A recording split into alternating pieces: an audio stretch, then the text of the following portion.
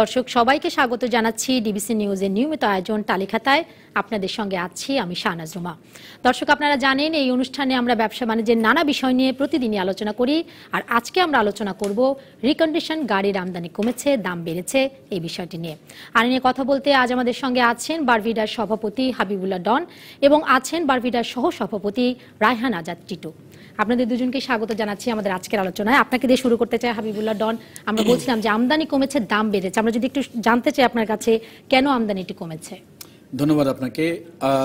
এটা তো গত অনেক বছর ধরেই হচ্ছে। তার কারণ হলো এটা আমরা যে গাড়ি আমদানি করি জাপানের যে কারেন্সি এটা খুব ফ্ল্যাকচুয়েট করছে। গত কয়েক বছর ধরে এত ফ্ল্যাকচুয়েট করে, এই আমরা যখন গাড়ি কিনতে চাই তো ইয়েনে গাড়িটা কিনি, আবার এখান থেকে যে এলসি করি এটা ডলারে করছি। তো এখন গাড়ি কিনতে গিয়ে দেখা যাচ্ছে যে গত কয়েক মাস কিংবা কয়েক বছর ধরে এই ফ্ল্যাকচুয়েশনের কারণে কখনো মূল্য বৃদ্ধি হচ্ছে, কখনো কমে আসছে কিনতে গিয়ে। আবার পাশাপাশি যখন এখানে আবার গাড়ি আমদানি করা হচ্ছে, ডিউটি যখন দিতে যায় সেখানে আবার ওই অ্যাসেসমেন্টটাও হচ্ছে কিন্তু এই কারেন্সি ভ্যালুর উপরে প্রতি মাসে কিন্তু অ্যাসেসমেন্টটা তারা হয়। সো মাসের শেষের দিকেই যেই ভ্যালুটা থাকে কারেন্সি ভ্যালু, সেই ভ্যালুর উপরে অ্যাসেসমেন্ট ভ্যালুটা কিন্তু নির্ধারণ হয়। দেখা গেছে যে গত কয়েক মাস ধরে এই আপনি ডলার এবং ইয়েনের ফ্ল্যাকচুয়েশনের কারণে গাড়ির মূল্য কিন্তু বেড়ে গেছে। ধরেন আগে ইয়েন ছিল ডলারে পাওয়া যেত 116, 17, এখন নেমে আসছে 107, 8, 9। আলটিমেটলি কিনতে গিয়েও গাড়ির দাম বেড়ে গেছে। আমাদের প্রতিটা ছোট গাড়িতে $2-3 হাজার বেড়ে গেছে, বড় গাড়িতে $5-7 হাজার, $10,000 বেড়ে গেছে। সেরকম কিন্তু দেখুন আজকে মের 1 তারিখ, গত মাসে যে গাড়ির ডিউটি ছিল যা তার থেকে কিন্তু এই মাসে আবার ডিউটি সব বেড়ে গেছে। ছোট গাড়িগুলো যদি বলি 1500 সিসি করলা, এলিয়ন প্রিমিয়াম, যে গাড়িগুলি সবচেয়ে বেশি বিক্রি হয়, আমি মনে করি মধ্যবিত্ত পরিবারের লোকজন যারা সবচেয়ে বেশি গাড়িটা কিনে, এলিয়ন প্রিমিয়াম, করলা, এই গাড়িগুলোর প্রতিটা গাড়িতে 50,000, 60,000, 1 লক্ষ, এটা সিসি ভেদে বেড়ে গেছে, ইয়ার ভেদে বেড়ে গেছে। বড় গাড়িগুলো যেরকম যদি মনে করি এসইউভি জিপগুলো, সেগুলো একটা প্রাডো জিপ যেটা খুবই পপুলার এখন, সবাই এসইউভি কিনছে, প্রাডো জিপ, সেই জিপে প্রায় দেখা যায় 2.5 লক্ষ, 3 লক্ষ, 3.5 লক্ষ টাকা বেড়ে যাচ্ছে। এখন সমস্যা হলো এটা, আমরা যখন এই ডিউটি বেশি দিয়ে গাড়ি শোরুমে আনি তখন ক্রেতাদেরকে কিন্তু বোঝাতে লাগে আবার কেন বেড়ে গেল ভাই, এখনো তো বাজেট শুরু হয়নি, বাজেট হলো জুনে, এখন জুনেই তো সিদ্ধান্ত হবে, ওদের ক্রেতাদের মাথায় ওইটা রয়ে গেছে, সেখানে ডিউটি বাড়বে কমবে হঠাৎ করে মাসে। এবং তারা তো ওয়েটও করে যে যখন এসে দেখবে দামটা বাড়ছে তখন চিন্তা করছে যে হয়তো আপনারাই বাড়িয়ে দিচ্ছেন, ঠিক আছে এখন কিনলাম না, বাজেটের পরে কিনছি। সত্যি কথা, কিন্তু ক্রেতাদের মধ্যে কিন্তু ভাবে যারা বিক্রেতারা আছে, ব্যবসায়ী যারা আছে তারাই বাড়িয়ে দিচ্ছে, অপরচুনিটি নিচ্ছে, তারাই হয়তো তাদের সুবিধা মতো বাড়াচ্ছে। এটা কিন্তু সত্যি না। আমি ক্রেতাদের উদ্দেশ্যে বলতে চাই যে অ্যাকচুয়ালি এই বাড়ানো কমানো কিন্তু আমাদের হাতে নেই।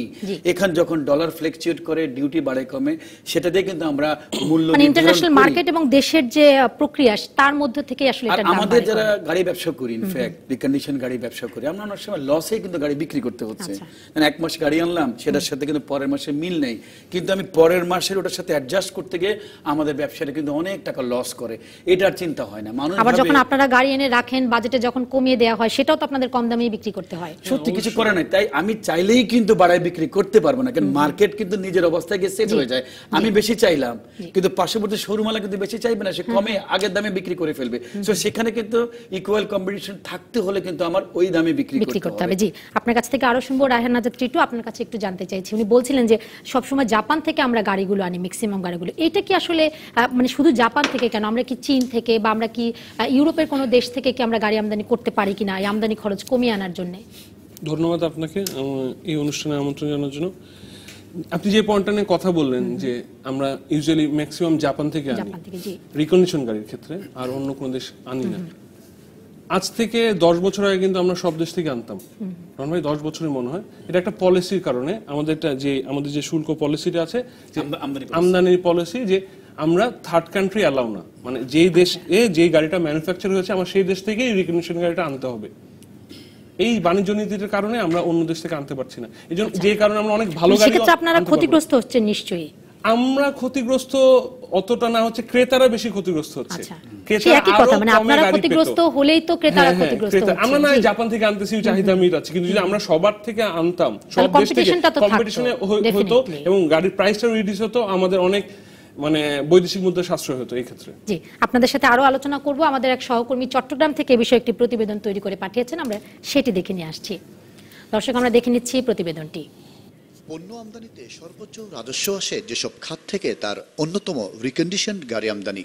দেশের অর্থনৈতিক ও রাজনৈতিক অবস্থা ভালো থাকলে প্রতি বছর গাড়ির চাহিদা বাড়ে 20% হারে। জাপানি মুদ্রায় ইয়েনের বিনিময় হার উঠানামা করায় চলতি অর্থ বছরে রিকন্ডিশন গাড়ি আমদানি কমেছে এ খাত থেকে রাজস্ব আয়ও। আগে যে সময় আমরা গাড়ি আনতাম তখন আমরা 116, 17, 18 ইয়েন 20 ইয়েন পর্যন্ত পেয়েছি। তারপরে ডিউটিটা কমে আসতো, আর এখন প্রেজেন্ট চলতেছে এক্সেস 7 থেকে 8 ইয়েন $1। তার ফলে অটোমেটিক্যালি যখন অ্যাসেসমেন্ট করতে যায় আপনার গাড়ির দামগুলো বেশি পড়ে যায়। গাড়ির চাহিদা থাকলেও দাম বেড়ে যাওয়ায় শোরুমগুলোতে কমে গেছে ক্রেতার সংখ্যা। কাস্টমার একটা টার্গেট করে আসে গাড়ি কেনার জন্য, ওই টার্গেটে সে গাড়িটা কিনতে পারতেছে না, কারণ ট্যাক্সের কারণে গাড়ির দাম অনেক হাই, সে কারণে গাড়ির সেল অনেক কমে গেছে। গত অর্থ বছরে 19,467টি গাড়ি আমদানি হয়েছে। রাজস্ব আয় হয়েছিল 2,590 কোটি টাকা। চলতি অর্থ বছরে প্রথম 8 মাসে আমদানি হয়েছে 9,045টি গাড়ি। রাজস্ব আয় হয়েছে 1,204 কোটি টাকা। গাড়ির ব্যবহার মধ্যবিত্তের নাগালে আনতে আগামী বাজেটে হাইব্রিড গাড়ির আমদানিতে শুল্কমুক্ত সুবিধা চান ব্যবসায়ীরা। রিকন্ডিশন হাইব্রিড প্রযুক্তির যে গাড়ি, সেটা আমদানির ক্ষেত্রে শুল্ক রেয়াত দিতে হবে। তাহলে আপনার কিন্তু কাস্টমার, কারণ 1 লিটার অকটেন বা আপনি পেট্রোল বলেন, 1 লিটার এই ফুয়েলে আপনার হাইব্রিড প্রযুক্তির একটা গাড়ি যাবে 20 থেকে 22 কিলোমিটার। যখন আপনার মেইনটেনেন্স ব্যয় কমে যাবে তখন গাড়ি ব্যবহারও উৎসাহিত হবে। কিন্তু একসময় চট্টগ্রাম বন্দরে প্রতি মাসে গড়ে 3 থেকে 4টি গাড়িবাহী জাহাজ ভিড়ত, কিন্তু গত কয়েক বছর ধরে এই অবস্থা আর নেই। বন্দরে প্রায় 4,000 গাড়ি রাখার সুবিধা থাকলেও গাড়ির শেডগুলো এখন অনেকটাই ফাঁকা। মাসুদুল হক, ডিবিসি নিউজ, চট্টগ্রাম। জি, আমরা দেখলাম প্রতিবেদনটি। হাবিবুল্লাহ ডন, আপনার কাছে একটু জানতে চাইছি, যেটা আমি টিটু ভাইয়ের কাছেও শুনতে চাচ্ছিলাম, যে শুধুমাত্র জাপান থেকে কেন আমরা আমদানি করছি, বলছিলেন যেটা বাণিজ্য নীতির কারণে।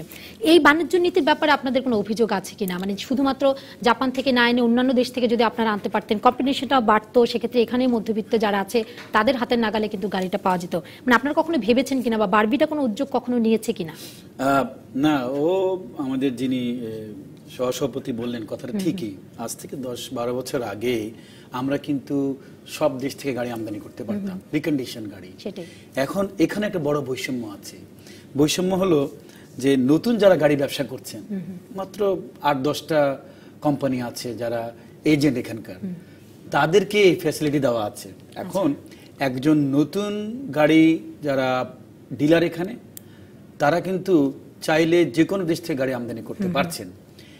নতুন গাড়ির ব্যাপারে আমদানি নীতিমালায় আছে যে কান্ট্রি অফ অরিজিন দরকার নেই। ধরুন একটা ইউরোপিয়ান কার লাইক BMW গাড়ি, এটা জন্ম জার্মানিতে, কিন্তু এই গাড়িটা যদি ব্র্যান্ড নিউ হয়, উনি কিন্তু থাইল্যান্ড থেকে ইম্পোর্ট করতে পারছেন ফর ব্র্যান্ড নিউ। এই গাড়িটা উনি লন্ডন থেকে ইম্পোর্ট করতে পারছেন, যে কেউ, শুধু নতুনের জন্য। এখন আমাদের এখানে এসে আমি মনে করি আমরা বড় বৈষম্যের শিকার, যারা রিকন্ডিশন গাড়ি। এবং আমাদের দেশে তো সেই ধরনের ক্রেতাই বেশি, মধ্যবিত্ত ক্রেতাই বেশি।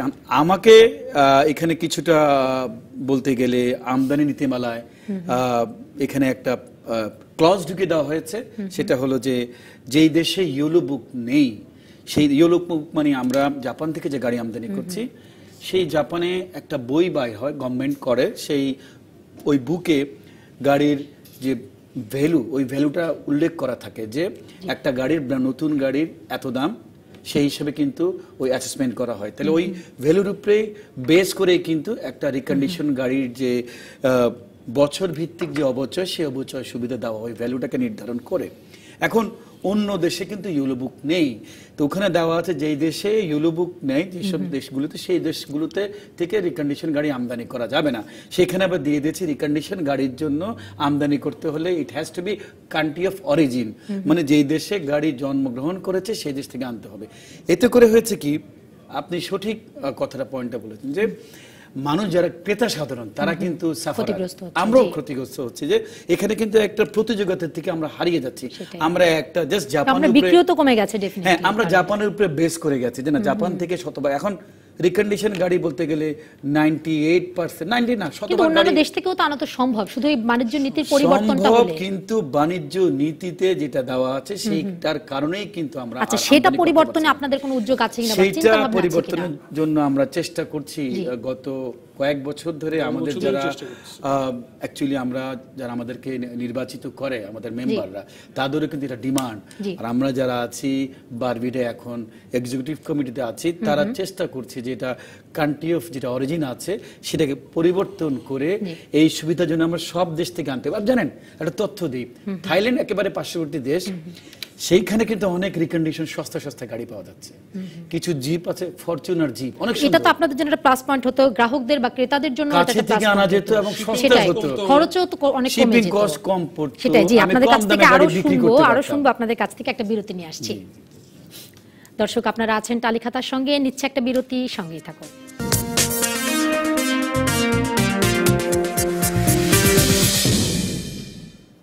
দর্শক আপনারা আছেন তালিখাতার সঙ্গে। আজকে আমরা কথা বলছি রিকন্ডিশন গাড়ির আমদানি কমেছে, দাম বেড়েছে, এই বিষয়টি নিয়ে।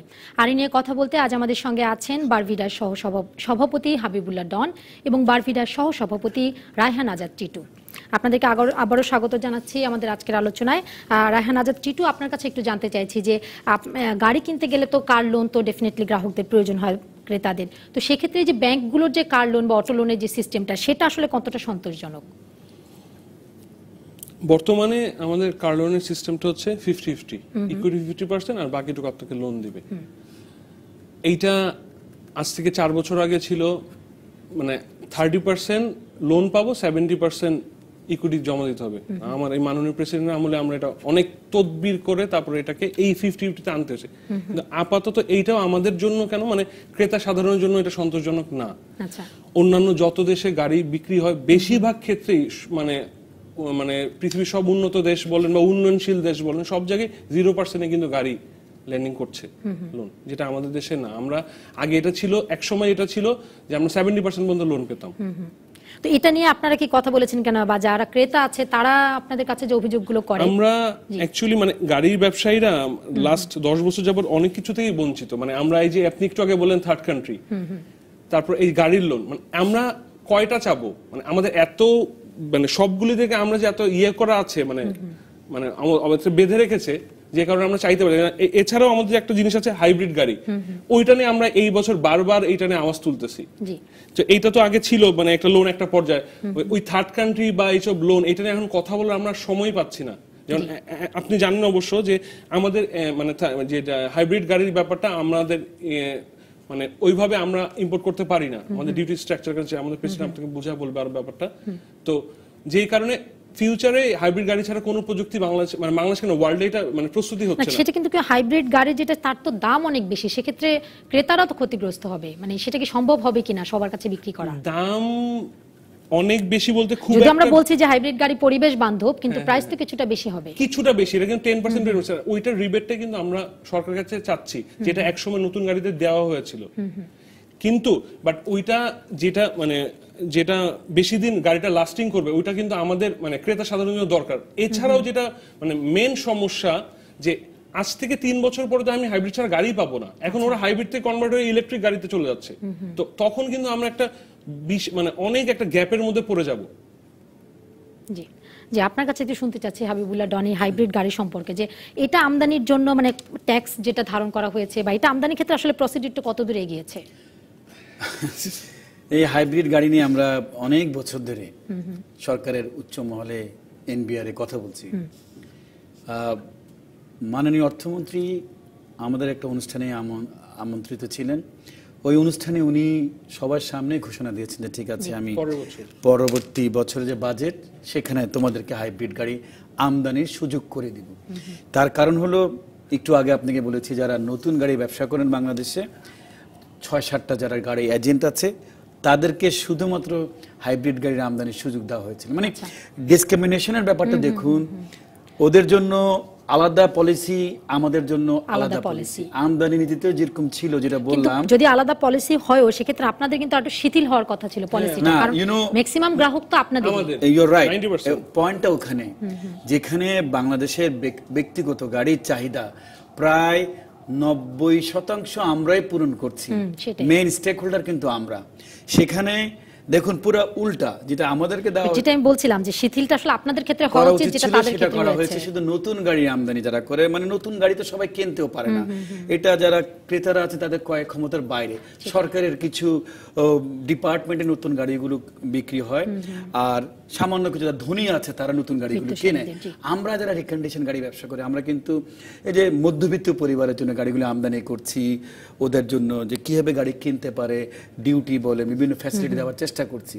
এখানে পয়েন্টটা বলি, নতুন গাড়ি যারা ব্যবসা করছেন তাদের গত 5-6 বছর ধরে তাদেরকে যে এই হাইব্রিড গাড়ি সেটা আমদানির জন্য একটা প্রণোদনা দেওয়া হয়েছে। সেখানে প্রণোদনায় দেখা গেছে ডিউটিতে মাত্র 60% ডিউটি দিত।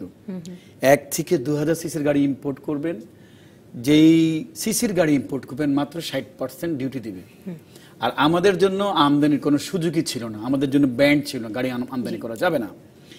এখন গত বছরে শিথিল করা হয়েছে, রিকন্ডিশন হাইব্রিড গাড়ি আমদানি করা যাবে, কিন্তু ডিউটির ব্যাপারে শিথিল করা হয়নি, একই রকম দেওয়া আছে, মানে এটাও ব্যান্ড। সেটাও তো অর্থমন্ত্রী একটা ঘোষণা দিয়েছিল যে আমদানি যে শুল্কটা আছে সেটাও কমিয়ে আনা হবে হাইব্রিড গাড়ির ক্ষেত্রে। না, ওটা দেয় নাই, অর্থমন্ত্রী বলেছিলেন, বাট এনবিআর এসে আবার ফাইল ঘুরুঘুরির মাধ্যমে আমরা যখন দেখলাম যে বাজেটে আমাদের এই প্রস্তাবনাটা আসলো, বাজেটে যখন বাজেট ডিক্লেয়ার করলো, আমাদের এখানে দেখলাম যে আবার সেই শূন্য, একেবারে জিরো, আমরা কিছুই পেলাম না। এই আমদানি করতে পারবো কিন্তু কোনো প্রণোদনা নাই। একটু পয়েন্টটা বলি, পয়েন্টটা এটা, সারা বিশ্বে হাইব্রিড গাড়ি এখন অনেক পপুলার। আপনি হাইব্রিড গাড়ির পরে এখন ইলেকট্রিক্যাল কার, পরের প্রযুক্তি চলে এসছে। এখন ইলেকট্রিক্যাল কারেরও পরে এখন সোলারের গাড়ি বেরিয়ে গেছে। গাড়ির ছাদের উপরে সোলার ফিট করা থাকবে, এটা হিটে আস্তে আস্তে গাড়ি চলবে, কিন্তু গাড়ি রাস্তায় চলবে। এখন এটা পরিবেশ বান্ধব। কেন হাইব্রিড গাড়ি 1 লিটারে প্রায় 20-25 কিলোমিটার যাচ্ছে, ফুয়েল ইকোনমি 1, পরিবেশ বান্ধব। দ্বিতীয়ত আমাদের বাংলাদেশে গাড়ি দেখা যায় ম্যাক্সিমাম গাড়ি এনে মানুষ কিন্তু সিএনজিতে রূপান্তরিত করছে, ওইটাও কিন্তু গ্যাসের উপরে যে চাপ এটাও কমে যাচ্ছে, মানে 3টা জিনিস থেকে সেফ হয়ে যাচ্ছি। এখন যারা এই শুল্ক নীতিমালা আছেন, এখানে বসে আছেন, তাদের মাথায় কেন ঢুকছে না, এটা আমার বিক্রির ব্যাপার না। তো এখানে দেখুন, আমি যে ফসিল ফুয়েলের গাড়ি আনছি, একটা গাড়ি এনে কিন্তু আমি যে প্রফিট করব, হাইব্রিড গাড়িতেও কিন্তু আমি সেমই প্রফিট করব, কিন্তু আমরা কেন যাচ্ছি এনভায়রনমেন্ট ফ্রেন্ডলি এক, দ্বিতীয়ত হলো মানুষের কাছে এটা যে ফুয়েল ইকোনমি, তৃতীয়ত গ্যাসের উপরে চাপ নয়। 3টা জিনিস আমাদের সুবিধার জন্য, এবং সেক্ষেত্রে তো আপনাদের বিক্রিও বেড়ে যাবে, জনগণ এবং পরিবেশ সব কথা চিন্তা করে কিন্তু আমরা বারে বলছি। দ্বিতীয়ত হাইব্রিড গাড়ির দাম কিন্তু ফসিল ফুয়েল গাড়ির দামের থেকে প্রায় 25 থেকে 30% বেশি। এই জন্যই গাড়ি কিনতে গেলে বেশি দাম ফসিল ফুয়েলের। তৃতীয়ত যদি ডিউটি যদি শিথিল করা না হয়, সারা বিশ্বে শ্রীলঙ্কা, তারপরে পার্শ্ববর্তী ফিলিপিন, তারপরে জাপান, সব দেশে হাইব্রিড গাড়ি এবং ইউরোপ থেকে শুরু করে উন্নত দেশে হাইব্রিড গাড়ি বিক্রির জন্য সরকার প্রণোদনা দিচ্ছে। সেই প্রণোদনে আমরা চাচ্ছি যে ফসিল ফুয়েলের গাড়ি আর হাইব্রিড গাড়ির যদি ডিউটি এক হয়, আমি মার্কেটিং করতে পারবো না, আমাকে প্রণোদনা দেন। এখন ইউ হ্যাভ টু সি, সরকারের যদি মাইন্ডসেট যদি ঠিক না হয়, এই গাড়ি আমদানি করতে পারবো না। আরেকটা কথা সত্য, জাপানে গাড়ি কিনতে যাচ্ছি, অকশন থেকে তো গাড়ি কিনি, 98 to 99% গাড়ি কিন্তু অকশন থেকে কিনি। অকশনে গাড়ি কিনতে যাচ্ছি, অকশনে দেখা যায় যদি 100টা গাড়ি উঠে, তার মধ্যে এখন প্রায় 35 থেকে 40টা গাড়ি কিন্তু হাইব্রিড গাড়ি, ফসিল ফুয়েলের গাড়ি পাওয়া যাচ্ছে না। ওরা আস্তে আস্তে সামনে কমিয়ে দিচ্ছে। ওরা টার্গেট হলো সামনের 20 বছরের মধ্যে সব hybrid, electrical car and solar car. তখন আমরা আমাদের কিভাবে চাহিদা পূরণ করব? এখন আমি মনে করি এই বছর এখন থেকেই আর কি এটা এখনই আমদানির সুযোগ দিতে হবে। এখন আমদানির সুযোগ না দিলে এটার উপরে বেস করে কিন্তু আমি আমদানি করলে কিন্তু ওয়ার্কশপগুলো কিন্তু তৈরি হয়ে যাবে। হ্যাঁ, সেটাই। আমদানি করলে পার্টস যারা আমদানি, তারা কিন্তু পার্টস আমদানি শুরু করবে। এখন মার্কেটে না থাকলে তারা আনবে না, এটাই স্বাভাবিক। আমরা প্রতিযোগিতায় পিছিয়ে যাব, তখন কিন্তু সুইসাইডাল ব্যাপার হবে।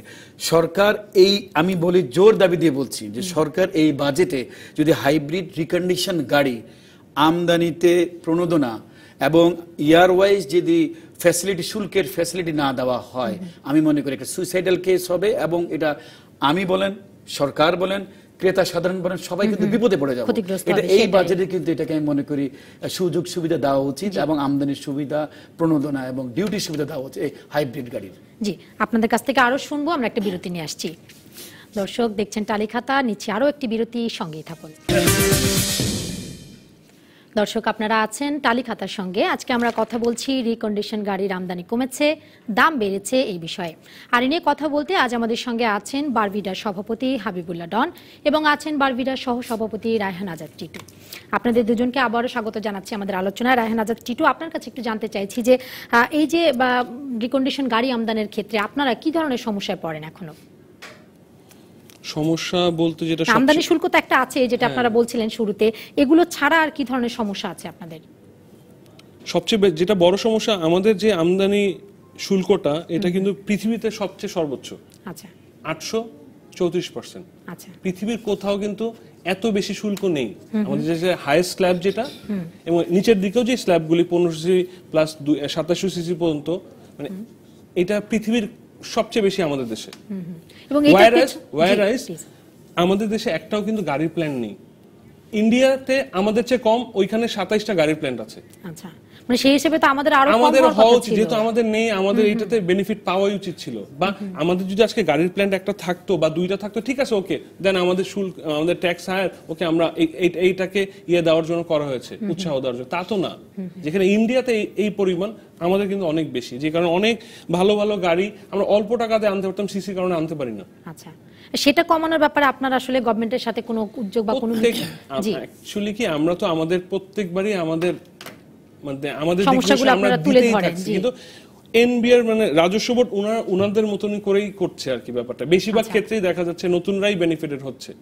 সাধারণ মানুষ, আমরা যারা সাধারণ মানুষের গাড়ি ব্যবসা করি, তারা অতটা বেনিফিট হচ্ছে না। হ্যাঁ, যেটা শুরুতে উনিও বলছিলেন যে নতুন যারা আমদানি করে সব ক্ষেত্রে সুবিধাটা আসলে তারাই ভোগ করছে। আচ্ছা, আপনারা সামনে তো বাজেট আসছে, সেক্ষেত্রে আপনাদের কোনো ডিমান্ড আছে কিনা এই বাজেটে আসলে শুল্ক কমিয়ে আনার ব্যাপারে? আমাদের এই বাজেটের সবচেয়ে বড় ডিমান্ড যেটা, যে আমাদের প্রেসিডেন্ট সাহেব বললো যে আমাদের হাইব্রিড গাড়িটা, এইটার সুবিধাটা আমাদের দিতে হবে। এটা আমাদের জন্য না, এটা আমাদের দেশের জন্য, এবং এই ব্যবসা শিল্পটাকে টিকিয়ে রাখার জন্য। নালে পরিবহন খাত ভেঙে পড়বে 2 বছর পরে, গাড়ি পাবো না আমরা। না, আপনারা আনতে না পারলে তো আমার দেশেও থাকবেন এবং ক্রেতারাও সেটা কিনতে পারবে না। জি জি, হাবিবুল্লাহ ডন, আপনার কাছে একটু ফিরছি। আমরা বলছিলাম রিকন্ডিশন যে ব্যক্তিগতভাবে যে গাড়িগুলো আছে সেগুলোর কথা, পাবলিক ট্রান্সপোর্টের কথা যদি আমরা একটু জানতে চাই, সেটা আমদানির হার আমাদের দেশে কেমন? না, এখানে ধরেন আমরা গাড়িতে একসময় গাড়িকে বলা হতো যে একটা বিলাসবহুল কিছু, একটা 10-15 বছর আগে। তারপরে আপনি দেখেন যে এটা যে এখন মোস্ট নেসেসিটি, এটা বুঝতেই পারছেন। তার কারণ হলো যে পাবলিক ট্রান্সপোর্ট এখন বড় অভাব। এখানে মেট্রো নেই, চাইলেই ভালো বাস পাচ্ছেন না, সিটিতে কোনো সিটি বাস নেই। যেই বাসগুলো আছে এগুলি কিন্তু মানসম্মত না। তারপরে ট্যাক্সি ক্যাব যদি বলি, ট্যাক্সি ক্যাবও নেই, আপনি চাইলে ট্যাক্সি ক্যাব পাচ্ছেন না। একবার চেষ্টা করা হয়েছিল, কয়েক বছর আগে দেখছিলাম যে ট্যাক্সি ক্যাব নামানোর চেষ্টা করা হয়েছিল, ওগুলো কিন্তু মুখ থুবড়ে পড়ে গেছে, হয়নি ট্যাক্সি ক্যাব। পাবলিক ট্রান্সপোর্টের ক্ষেত্রে শুধু ট্যাক্সি ক্যাব না, সব ধরনের ট্রান্সপোর্টগুলোই কিন্তু আসলে আসার সময় আসে, কিছুদিন পর সেটা সামহাও বাজেট হয়ে যায়। এইজন্যই এখানে if you don't bring any quality car or bus, এটা থাকবে না তো। এখন আপনি দেখা যাচ্ছে যে সস্তা 3 অবস্থা, সবসময় বলি 3 অবস্থা। তার কারণ হলো পার্শ্ববর্তী দেশ, যদি ইন্ডিয়া, চায়না, যদি এখানে আমি গাড়ি ঢুকাই, আপনি বুঝতে পারছেন সস্তার জন্য আনা হয়, কিন্তু এই গাড়িগুলো কিন্তু আলটিমেটলি কিন্তু বেশি দিন রান করে না, কয়দিন পরে ডাম্পিং ইয়াতে চলে যায়। আমাদের এখানে প্রস্তাব হলো যে আমরা অনেক দিন ধরে বলছি যে আমদানি নীতিমালায় আপনার রিকন্ডিশন বাস আমরা বলেছেন যে মিনিমাম 10 বছর করে দেওয়া হোক। তার কারণ হলো রিকন্ডিশন যে বাসগুলো আছে, আমরা প্রায় কিন্তু জাপানে যাই, আমাদের কয়েকটা দেখা যায় যে প্রধানমন্ত্রীর সাথে আমরা ডেলিগেশনে গিয়েছিলাম, সব বড় বড় ব্যবসায়ীরা গিয়েছিলাম। কদিন আগের কথা একটা এক্সাম্পল দিই, 2 বছর আগে। এখন বাংলাদেশের সব নামকরা ব্যবসায়ী ধরেন, তারা যখন একটা জাপানিজ বাসে উঠলো, চমৎকার একটা বাস আমাদেরকে এখান থেকে হোটেলে নিয়ে গেল, বিভিন্ন জায়গায় ঘুরতে নিয়ে গেল, তখন আমাকে অনেকেই প্রশ্ন করলো যে ডন ভাই, আপনারা এই বাসগুলো ঢাকায় দেখি না কেন? এত কমফোর্টেবল, ট্রে আছে, লাক্সারি সিট, রিক্লাইন করা যায়, অনেক সুন্দর সিটি বাস। আমি বললাম ভাই, একটা জাপানে যে বাস, ব্র্যান্ড নিউ বাস রেজিস্ট্রেশনের পরে মিনিমাম 5 বছরের আগে 6 বছরের আগে এটা রেজিস্ট্রেশন ক্যান্সেল হয় না। তো রেজিস্ট্রেশনটা ডিরেজিস্ট্রেশন মানে ক্যান্সেল করে এটা অকশনে যাবে, তার আগে আমরা কিনতে পারছি না। এই জন্য আমরা বলেছিলাম যে বাসগুলো যদি আমরা মিনিমাম রিকন্ডিশন বাসের বেলায় আমাদেরকে যদি 10 বছর করে দেয়, তাহলে দেখবেন ঢাকা শহরের সিটি বাসের কিন্তু চেহারা বদলে যাবে। আপনাকে একটা উদাহরণ দেই, আমরা যারা এখন গাড়ি বিক্রি করছি, এই গাড়ির যারা ক্রেতা আছেন এদেরকে যদি আমি বাসে তুলতে যাই, ট্রেনে তুলতে যাই, তাহলে আমার ওরকম মানসম্মত কিন্তু বাস আর ট্রেন দিতে হবে, কোয়ালিটি। এখন ইন্ডিকেটর ঝুলে গেছে, চামড়া নাই, বাস উল্টা, স্টিয়ারিং নেই, হ্যাঁ, এইসব জায়গায় কিন্তু মানুষ উঠতে চায় না। তারা বাধ্য হয়ে, তো অবকাঠামোর দিক থেকে আমরা বেশি একটা স্ট্রং না, অবকাঠামো যেটাই আছে, যদি আপনি কোয়ালিটি গাড়ি এনশিওর না করি, যে ক্রেতারা গাড়ির দিকে, ব্যক্তিগত গাড়ির দিকে ঝুঁকছেন, তাদেরকে আমি বাসে উঠাতে পারবো না। আলটিমেটলি তারা কিন্তু কষ্ট করে কিন্তু গাড়িগুলো কিনছেন, ব্যক্তিগত গাড়ি। দেখুন, গাড়ি কিনতে কি করতে হচ্ছে, লোনের পিছনে দৌড়াতে হচ্ছে, গাড়ি কিনতে একটা ড্রাইভার রাখতে হচ্ছে, একটা গ্যারেজের ব্যবস্থা করতে হচ্ছে, ইটস এ বিগ হ্যাসেল আমি মনে করি। দেখুন, আমরা কিন্তু নিজেরা গাড়ি ব্যবসা করেও কিন্তু দেশের জন্য কি মঙ্গল সেটাই বলছি, কিন্তু সরকার এখনো যারা আছেন তারা যদি বুদ্ধি করে, যারা যোগাযোগে আছেন, কিংবা সরকার যারা সিটির ব্যবস্থায় আছেন, তারা যদি সত্যি মানসম্মত এই বাস আমদানির সুযোগ দেন, আর আমাদেরকে যারা আছেন যে আমদানি নীতিমালায় মিনিমাম 10 বছরের গাড়ি আমদানি করার সুযোগ দেয়, কোয়ালিটি গাড়ি আমরা এনে দেবো, বাসগুলি এনে দেবো। একটা বাস 10 বছর পুরাতন বাস আনলেও মিনিমাম 20 বছর কিন্তু কিচ্ছু হয় না একটা জাপানিজ বাস। আপনারা কি এই গাড়ি আনার জন্য, অনুমতির জন্য কখনো আবেদন করেছেন? দীর্ঘ 15 বছর ধরে আমরা বলে আসছি, আমরা আমাদের কমিটি, আগের কমিটি, বাণিজ্য মন্ত্রণালয়, যে না ঠিক আছে আমাদের আমদানি, তাদের অজুহাতটা কি, তারা কি বলছেন, কেন দিতে চাচ্ছেন না? অনেক খোড়া অজুহাত আছে। যেমন এই অজুহাতটা ঘুরে ফিরে বোঝা যায়, যারা নতুন গাড়ি আমদানি করে তাদের পক্ষে চলে যায়। নতুন যারা গাড়ি আমদানি করে, একটু আগে যারা বলছি, আমরা দোষারোপ করছি না, আমরা চাই ওনারাও আনুক, আমরাও আনি, একটা উইন উইন সিচুয়েশন হোক। 90% আমার ক্রেতা হচ্ছে রিকন্ডিশন গাড়ি, ফ্যাসিলিটি সবাইকে দেয়। এখন people will choose, customer will choice, যে তারা কি গাড়ি কিনবে, কি নেবে। আপনি নতুন পুরাতন সবই থাকুক, নীতিমালা সবার জন্য এক থাকুক, এটা আমাদের রিকোয়েস্ট থাকবে। এবং people will decide, customer will decide whether they will buy recondition car or brand new car. Let them decide. আমি যদি এরকম যদি করি, আমাদের তো ব্যাক অফ মাইন্ড আমরা জানি, ক্রেতারা কিন্তু বুঝছেন যে না এটা কাদের জন্য পলিসি করা হচ্ছে, এটা খুব দুঃখজনক। আমি মনে করি পলিসি সবার জন্য এক করা উচিত, ক্রেতারা ডিসাইড করবে ওরা নতুন কিনবেন না রিকন্ডিশন কিনবেন। ছোট্ট একটা কথা বলি, ইন্ডিয়ান গাড়ি, চাইনিজ গাড়ি, সেম সিসির গাড়ি, ব্র্যান্ড নিউ গাড়ি রিকন্ডিশন থেকেও কিন্তু প্রায় 3-4 লক্ষ টাকা কমে বিক্রি করছে তারা।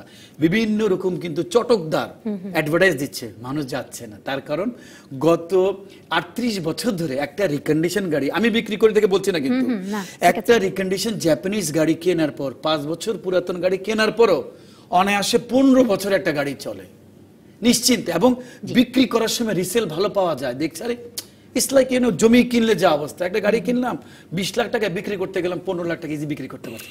রিসেলের কথা চিন্তা হচ্ছে, প্লাস গ্যারেজে যাওয়া লাগছে না, খুব কম ডিস্টার্ব দেখে জাপানিজ গাড়ি। That's why it is a popular.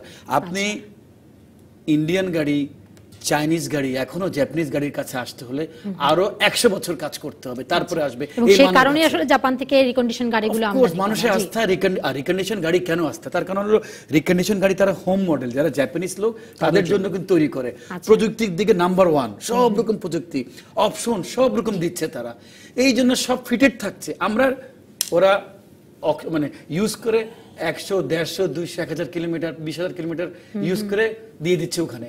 আমরা ওখান থেকে সস্তায় নিয়ে আসছি, নিয়ে এসে সস্তায়, আমরা কিন্তু প্রফিট তেমন করতে পারি না। অনেকে ভাবে একটা গাড়ি বিক্রি করছে 20 লাখ, নিশ্চয়ই 5 লাখ, নো, 20 লাখ টাকা গাড়ি বিক্রি করে হার্ডলি 25-30 হাজার, অনেক সময় লসও করছি আমরা। বাট আমরা ক্রেতা সাধারণকে দিচ্ছি। আর একটা প্রেস্টিজিয়াস ব্যবসা, এটা প্রেস্টিজিয়াস। আমরা মনে করি যোগাযোগ খাতে, যাতায়াত খাতে আমাদের বারবিডার যে অবদান, সেটা কিন্তু কখনো কিন্তু অনস্বীকার জন্য ভুলার কিছু নেই। আমরা কন্টিনিউ কাজ করে যাচ্ছি দেশের জন্য, জনগণের জন্য, ক্রেতা সাধারণের জন্য, আমি মনে করি। অসংখ্য ধন্যবাদ হাবিবুল্লাহ ডন আপনাকে, সেই সঙ্গে রায়হান আজাদ টিটু আপনাকেও ধন্যবাদ আমাদের আলোচনায় অংশ নেবার জন্য। থ্যাংক ইউ আপনাকে, ধন্যবাদ। দর্শক, এই ছিল ডিবিসির আজকের তালিকাতায়। আমরা আলোচনা করলাম রিকন্ডিশন গাড়ির আমদানি কমেছে, দাম বেড়েছে, এই বিষয়টি নিয়ে। দর্শক, এর পরে 2টায় দেখবেন বিটিভি সংবাদ, আর এর পরে ঠিক 2:30টায় লাঞ্চ টাইম নিউজ নিয়ে আসবেন সাব্বির আহমেদ। দেখার আমন্ত্রণ রইল।